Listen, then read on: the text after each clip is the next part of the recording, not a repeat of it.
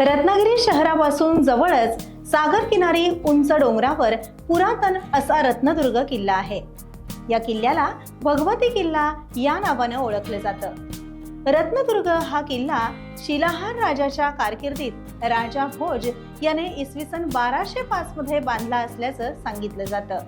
या किल्ल्यावरूनच या शहराला रत्नागिरी असं नाव पडलं। रत्नदुर्गाच्या प्रमुख प्रवेशद्वाराच्या दोन्ही बाजूंना दोन भल्या मोठ्या हत्तींवर स्वार असलेल्या मावळ्यांचं शिल्प नजरेत भरण्यासारखं आहे। या प्रवेशद्वाराच्या आत मारुतीचं लहानसं मंदिर असून हनुमानाचं दर्शन घेऊन पुढे प्रवेशद्वारातून आत गेल्यावर छान असं श्रीदेवी भगवतीचं शिवकालीन भव्य मंदिर आहे। मोठं सभागृह आणि गाभारा अशी मंदिराची रचना असून गाभाऱ्यात 2.5 ते 3 फूट उंचीची देवी भगवतीची मूर्ती आहे। चांदीचा तांदळा असलेल्या मूर्तीमागे सोनेरी प्रभावळ आहे।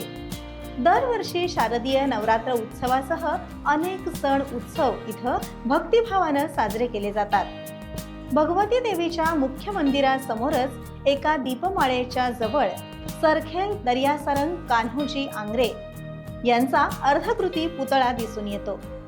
भगवती देवीचं दर्शन घेऊन समोरच असलेल्या किल्ल्याच्या तटबंदीवरून फेरफटका मारण्याचा मोह आपण आवरूच शकत नाही।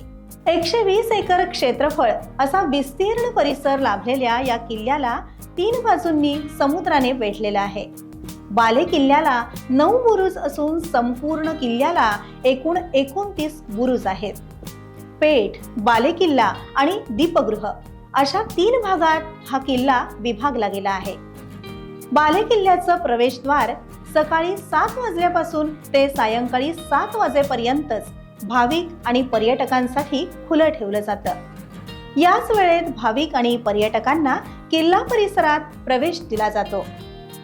किल्ल्यावरील भगवती मंदिर, विहीर, भुयार ही वैशिष्ट्य बघत असतानाच गडावरून अथांग पसरलेल्या सागरात विहार करणाऱ्या बोटी आपलं लक्ष वेधून घेतात। तटबंदीच्या खाली खडकांवर आदळणाऱ्या समुद्राच्या पांढऱ्या शुभ्र लाटा मन मोहवतात।